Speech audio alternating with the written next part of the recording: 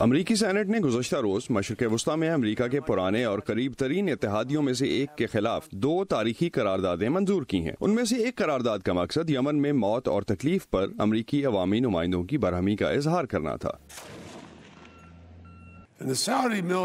سعودی فوج کسی بھی پیمانے کے مطابق جنگی جرائم کی مرتکب ہوئی ہے اور ہم نے بہت دیر کر دی ہے یہ کہنے میں کہ اب بس۔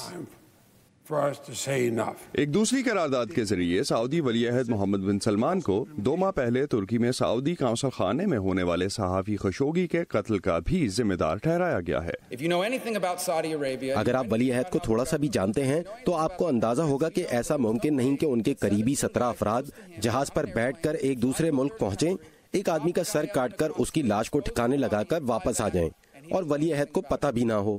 ٹرمپ انتظامیہ خشوگی کے قتل کی ذمہ داری کے بارے میں متضاد اشارے دے چکی ہے۔ سعودی حکومت نے اس قتل کا ذمہ دار جرائم پیشہ ایجنٹس کو ٹھہرایا تھا۔ وائٹ ہاؤس سعودی امریکہ دفاعی تعلقات میں کسی قسم کا خلل پیدا کر سکنے والے اقدامات کی سختی سے مخالفت کر چکا ہے اور کچھ امریکی سینیٹرز وائٹ ہاؤس کی رائے سے متفق نظر آئے۔ یہ بہت گندی خانہ جنگی ہے، لیکن اگر ہم یہ تاثر دینے کی کوشش کریں کہ ہمارے اس سے لا تعلق ہو جانے سے عام شہریوں کی جانیں بچ جائیں گی تو یہ غلط خیال ہے۔ اگر آپ حوثی ہوتے اور اخبار میں یہ پڑھتے کہ امریکی سینٹ نے امریکہ کی سعودی عرب کی فوجی امداد کے خلاف ووٹ دیا ہے تو آپ جانتے ہیں وہ اس کا کیا مطلب لیں گے کہ ہمیں امن معاہدے کی ضرورت نہیں، ہم اس جنگ کو جیت سکتے ہیں۔ تاہم یمن کی افسوسناک صورتحال پر واشنگٹن کی جانب سے سعودی عرب کو سخت پیغام دینے کی حمایت میں آوازیں زیادہ مضبوط ثابت ہوئیں۔ دنیا کو بتانا چاہیے کہ امریکہ دنیا میں جاری اس بدترین انسانی بحران کا حصہ نہیں بنا رہے گا۔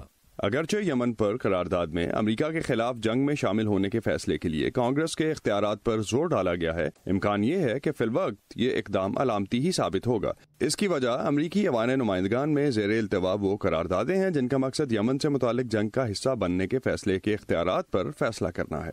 مائیکل بومن کے ساتھ اسد اللہ خالد، وائس آف امریکہ، واشنگٹن۔